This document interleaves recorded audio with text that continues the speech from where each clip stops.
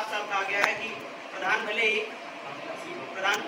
ही महिलाएं हों, लेकिन उनके प्रधानपति जो व्यवस्था चला रहे हैं। ऐसी एक दो रिपोर्टें हजार रिपोर्ट में बड़ी। और जैसे बात की कि भागीदारी भवन में सामने 2 मैम हैं, लेकिन 2 ही मैम क्यों दिख रही है? ये बात हमें सोचनी होगी, 2 ही क्यों? इतने बड़े भागीदारी भवन में, इतने प्रशासन में कर्मचारी मिला के टोटल मिला के 2 ही क्यों? बात ये चीज है।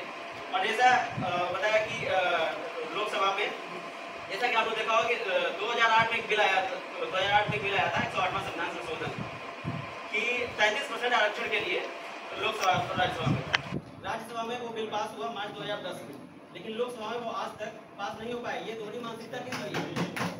ये दोहरी मानसिकता है। अगर पंचायती राज करना चाहते हैं तो वहाँ भी करना चाहिए। ऐसा होगा कैसे?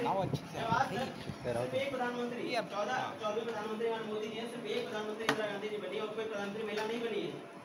वाइस प्रेसिडेंट आज तक एक भी महिला नहीं बनी है। लोकसभा स्पीकर 17 में से सिर्फ 2 बनी है। ये है वास्तविकता। लोकसभा स्पीकर जैसे मैं बताया कि 2, मीरा कुमार और सुमित्रा महाजन, सिर्फ 2 लोग बन पाए हैं। और जैसे बजट की बात की तो 5% बजट ही जो है महिलाओं की स्थिति और जो उनकी जो है जेंडर समानता पे, जो जेंडर इक्वलिटी पे खर्च किया जाता है।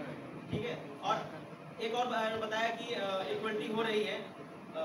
इकोनॉमिक फोरम की रिपोर्ट है कि 197 साल अभी और लग जाएंगे लैंगिक समानता आने में। तो ये बहुत दूर की बात है। ये सिर्फ कह देगा कि आधा गिलास भरा है, अभी आधा गिलास नहीं भरा, अभी बहुत सा गिलास खाली है। ठीक है। तो जैसे बाबा साहब ने कहा था कि मैं अपने देश या सोसाइटी का जो प्रगति है मैं उस देश की नारी की प्रगति से मापता हूँ। तो जहाँ नारी गहराइयों से लेकर आसमान की ऊंचाइयों तक पहुँच चुकी हो, वहाँ भी अभी उनको घर की दहलीज लांघने के लिए घर के पुरुषों से आज्ञा लेनी पड़ती है।